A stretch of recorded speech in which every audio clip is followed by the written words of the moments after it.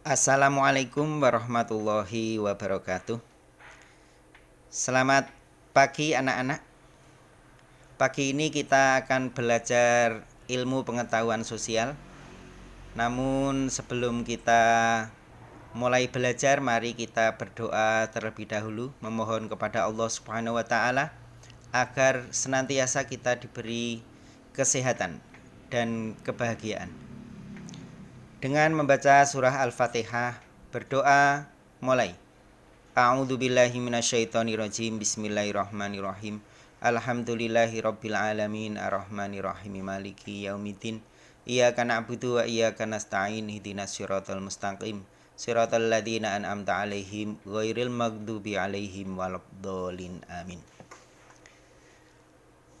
Anak-anak, kita akan belajar pada bab 1 tentang manusia, tempat, dan lingkungan.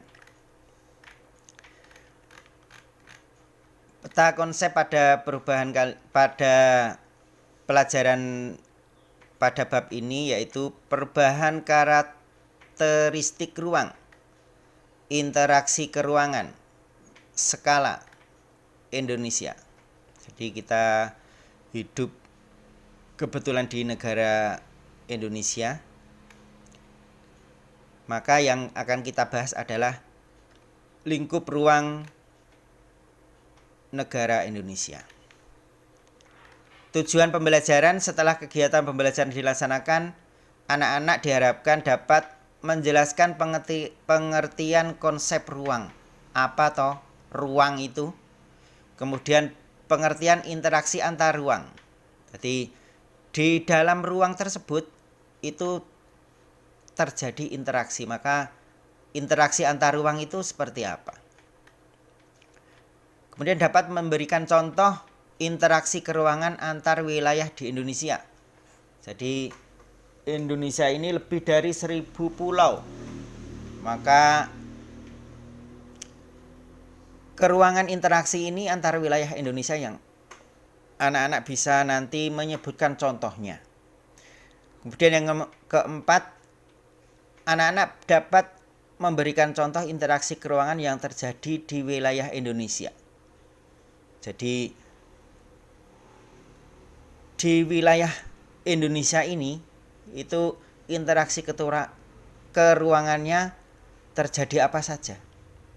Yang kelima, dapat menjelaskan kondisi saling bergantung yang diperlukan untuk terjadinya interaksi antar ruang. Jadi tidak mungkin kita itu tidak butuh atau bergantung kepada orang lain. Karena jelas kita itu sebagai makhluk sosial pasti bergantung kepada orang lain atau makhluk lain atau barang lain.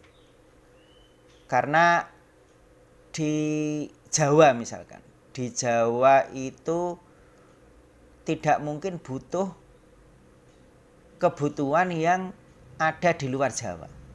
Seperti tambang batu bara. Kita butuh batu bara karena untuk menyalakan lampu atau listrik. Nah, itu batu baranya butuh dari pulau lain. Karena hanya pulau lain yang terdapat tambang batu bara.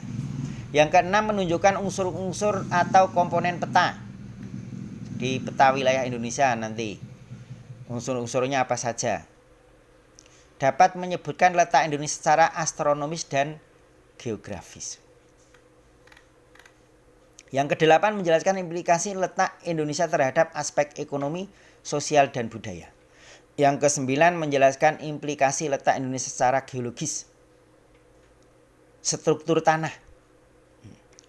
Yang ke-10, potensi sumber daya alam di Indonesia.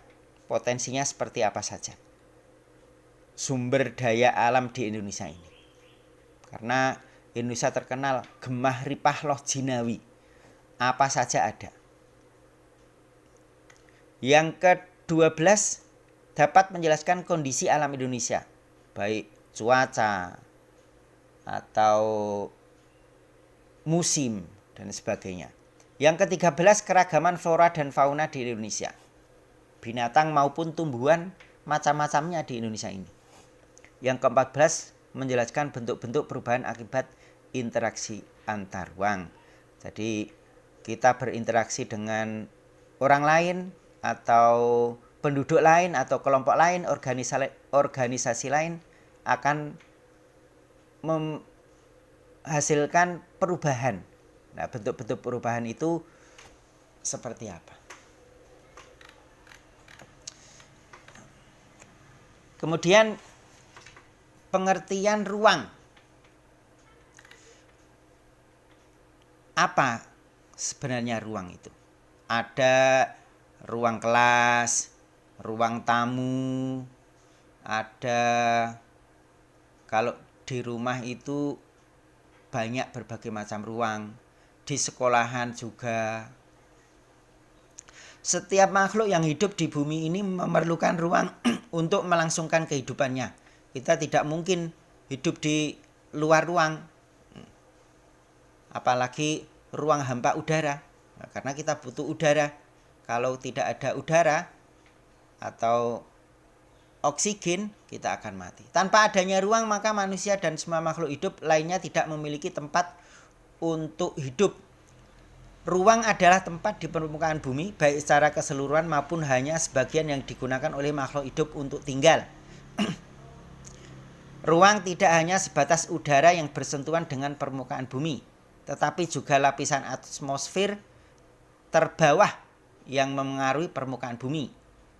Ruang juga mencakup perairan yang ada di permukaan bumi, baik laut, sungai, dan danau. Dan di bawah permukaan bumi, air tanah, sampai kedalaman tertentu. Ruang juga mencakup lapisan tanah dan batuan sampai pada lapisan tertentu yang menjadi sumber daya bagi kehidupan. Berbagai organisme atau makhluk hidup juga merupakan bagian dari ruang. Jadi yang sesuatu apapun yang ada di muka bumi ini bagian dari ruang. Dengan demikian batas ruang dapat diartikan sebagai tempat dan unsur-unsur lainnya yang mempengaruhi kehidupan di permukaan bumi. Kita lanjutkan. Setiap ruang di permukaan bumi memiliki ciri khas tertentu yang berbeda antara suatu wilayah dan wilayah lainnya. Jadi permukaan bumi ini itu wilayah yang satu dengan wilayah lainnya itu mempunyai ciri khas, tidak sama. Tidak ada satu lokasi pun yang karakteristiknya sama persis antara satu dan lainnya. Karakteristik inilah yang kemudian menciptakan keterkaitan antar ruang di permukaan bumi. Jadi saling terkait. Walaupun di satu tempat dengan tempat yang lainnya itu karakternya berbeda. Indonesia sebagai suatu wilayah di permukaan bumi juga memiliki karakteristik tersendiri yang berbeda dengan wilayah lainnya. Jadi walaupun negara tetangga Indonesia dengan Singapura, dengan Malaysia, dengan Australia itu sudah berbeda sekali karakternya. Dengan adanya perbedaan karakter ruang di permukaan bumi, maka setiap ruang dapat memiliki keterkaitan dengan ruang lainnya. Dengan perbedaan tersebut, maka saling berkaitan. Pernahkah kalian pergi ke pasar atau toko swalayan? Apakah semua barang yang dijual berasal dari daerah kalian? Barang-barang apa saja yang dihasilkan dari daerah kalian dan barang-barang apa yang didatangkan dari daerah lainnya? Nah, kalau tidak pernah ke pasar atau toko swalayan, sekali-sekali pergi ke pasar. Bisa ke pasar Sumowono, pasar Bandungan, pasar Jetis. Berbagai ruang di permukaan bumi memiliki karakteristik yang khas. Karakteristik yang khas tersebut dapat berupa tanah, batuan, tumbuhan, dan lain-lain yang berbeda dengan tempat lainnya. Jadi mungkin di daerah yang dekat sajalah tetangga desa, di desa Banyukuning, itu sudah sangat berbeda karakteristik tanahnya dengan daerah desa Candi, atau mungkin desa Kenteng, atau bahkan yang ada yang dari luar kota. Itu kalian bisa membedakan. Beberapa komponen dari suatu ruang yang juga ditemukan di tempat lainnya, tetapi akan ada komponen lainnya yang berbeda. Misalnya jenis batuan di suatu tempat ditemukan di tempat lainnya, tapi jenis tumbuhan berbeda. Walaupun misalkan jenis batuannya sama-sama berbatu padas tanahnya, nanti jenis tumbuhannya akan berbeda karena cuacanya nanti akan berbeda di satu tempat dengan yang lain. Perbedaan karakteristik ruang tersebut menyebabkan adanya interaksi antar ruang. Jadi karena berbeda-beda, di sini dingin, di kota Semarang panas, nah itu nanti akan menyebabkan interaksi antar ruang. Karena apa? Karena setiap ruang membutuhkan ruang lainnya untuk memenuhi kebutuhan hidup. Contohnya, wilayah pegunungan umumnya merupakan penghasil sayuran. Di daerah sini itu pada umumnya menghasilkan sayur mayur. Sedangkan daerah pesisir menghasilkan ikan laut. Penduduk daerah pantai membutuhkan sayuran dari daerah pegunungan. Dan sebaliknya, penduduk dari daerah pegunungan membutuhkan ikan dari penduduk daerah pantai. Jadi saling membutuhkan. Garam di laut, asam di gunung. Nah, jadi kalau di daerah laut sana tidak ada pohon asam. Tapi di daerah gunung juga tidak ada pabrik garam. Jadi saling membutuhkan. Kedua wilayah kemudian saling berinteraksi melalui aktivitas perdagangan. Yang penghasil sayur mayur dijual ke daerah kota atau daerah pantai. Yang di daerah pantai, di daerah laut menghasilkan ikan, garam, maka akan dijual di daerah pegunungan. Interaksi antar ruang dapat berupa pergerakan orang. Jadi interaksi antar ruang itu apa loh? Interaksi antar ruang itu dapat berupa pergerakan orang, barang, informasi dari daerah asal menuju daerah tujuan. Itu interaksi antar ruang. Interaksi merupakan suatu proses yang sifatnya timbal balik. Ini interaksi ya. Interaksi itu proses yang sifatnya timbal balik dan mempunyai pengaruh terhadap tingkah laku, baik melalui kontak langsung atau tidak langsung. Nah, interaksi melalui kontak langsung terjadi ketika seseorang datang ke tempat tujuan. Interaksi tidak langsung terjadi melalui berbagai cara, misalnya dengan membaca berita. Kamu baca berita di TV, wih, nah itu kamu bilang wih gitu, sudah namanya itu interaksi. Melihat tayangan di televisi dan lain-lain, atau di berita YouTube, di berita web dan lainnya. Interaksi dapat terjadi dalam bentuk perjalanan menuju tempat kerja, itu juga interaksi. Migrasi, perpindahan penduduk, perjalanan wisata, piknik, itu interaksi. Pemanfaatan fasilitas umum, pengiriman informasi atau modal, perdagangan internasional dan lain-lain. Interaksi dalam bentuk pergerakan manusia disebut mobilitas penduduk. Jadi pergerakan manusia ini karena berinteraksi, seperti misalkan menuju ke tempat kerja, migrasi atau perpindahan penduduk, perjalanan wisata atau piknik, itu namanya mobilitas penduduk. Interaksi melalui perpindahan gagasan dan informasi disebut komunikasi. Kalau perpindahan informasi itu namanya komunikasi. Kamu bisa video call, itu merupakan interaksi, tapi disebutnya komunikasi. Sedangkan interaksi melalui perpindahan barang atau energi disebut transportasi. Itu ada transportasi udara, transportasi laut, transportasi darat. Itu juga interaksi. Interaksi tersebut terjadi jika ongkos untuk melakukan interaksi antar daerah asal dan tujuan lebih rendah dari keuntungan yang diperoleh. Contohnya, seorang yang pergi ke tempat kerja karena penghasilannya mampu menutupi ongkos yang dikeluarkannya. Ada beberapa kondisi saling bergantung yang diperlukan untuk terjadinya interaksi keruangan, yaitu saling melengkapi. Bahasa asingnya complementarity. Itu saling melengkapi. Ya seperti tadi contohnya sayur mayur kan butuh garam. Jadi kalau kalian membuat sayur nggak ada garam ya hampa, hambar rasanya. Kesempatan antara, jadi intervening opportunity. Jadi antara orang daerah pantai dengan orang daerah pegunungan itu mendapat kesempatan untuk berinteraksi. Dan keadaan dapat diserahkan atau dipindahkan atau transferability. Kemudian saling melengkapi, komplementari itu apa toh?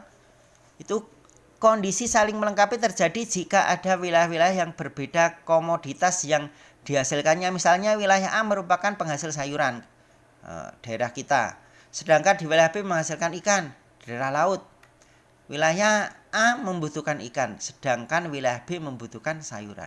Jika masing-masing memiliki kelebihan atau surplus, maka wilayah A melakukan interaksi dengan wilayah B melalui aktivitas perdagangan atau jual beli.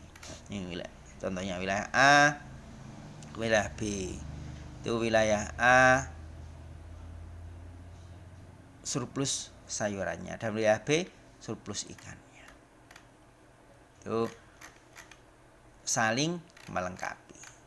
Itu sesuatu yang dapat menyebabkan interaksi. Yang kedua, kesempatan antara.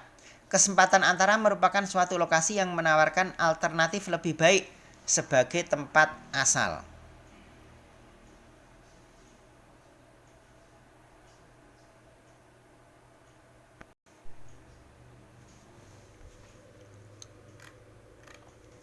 Kesempatan antara merupakan suatu lokasi yang menawarkan alternatif lebih baik sebagai tempat asal maupun tempat tujuan. Jika seseorang akan membeli suatu produk, maka ia akan memperhatikan faktor jarak dan biaya untuk memperoleh produk tersebut. Contohnya, wilayah A biasanya membeli ikan ke wilayah B, namun kemudian diketahui ada wilayah C yang juga penghasil ikan. Karena wilayah C jaraknya lebih dekat dan ongkos transportasi yang lebih murah, maka pembeli ikan dari wilayah A akan beralih membeli ikan ke wilayah C. Nah, interaksi antara wilayah A dengan B akan melemah. Itu kesempatan antara. Jadi wilayah C itu mendapatkan kesempatan untuk berinteraksi ke wilayah A.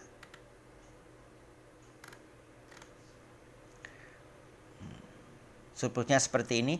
Wilayah A itu biasanya interaksinya ke wilayah B. Karena wilayah C ini lebih dekat, maka wilayah A lebih memilih ke wilayah C.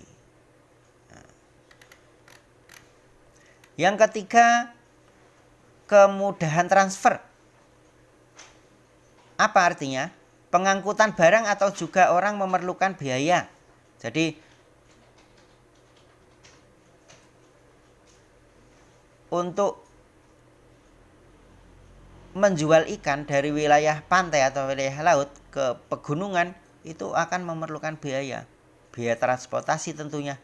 Biaya untuk terjadinya interaksi tersebut harus lebih rendah dibandingkan dengan keuntungan yang diperoleh. Jadi untungnya harus lebih besar daripada biayanya. Maka biaya interaksinya harus ditekan lebih rendah dan akan memperoleh keuntungan yang lebih besar.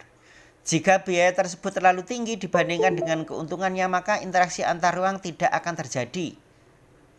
Seperti kesempatan antara tadi.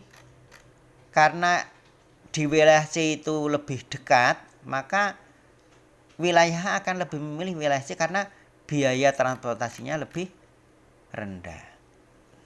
Maka wilayah A tidak akan terjadi interaksi lagi dengan wilayah B.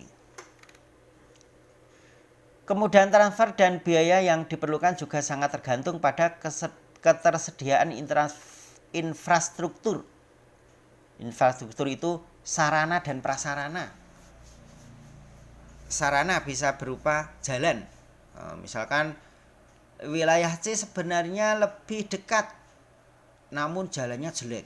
Wilayah A, wilayah B lebih jauh, tapi jalannya bagus, sudah dibeton, itu nanti biayanya akan lebih murah ke wilayah B.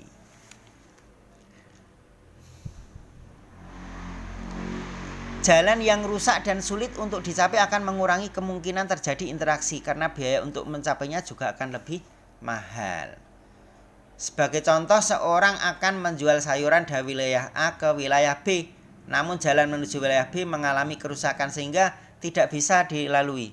Akibatnya orang tersebut tidak jadi menjual sayuran ke wilayah B. Demikian anak-anak, pada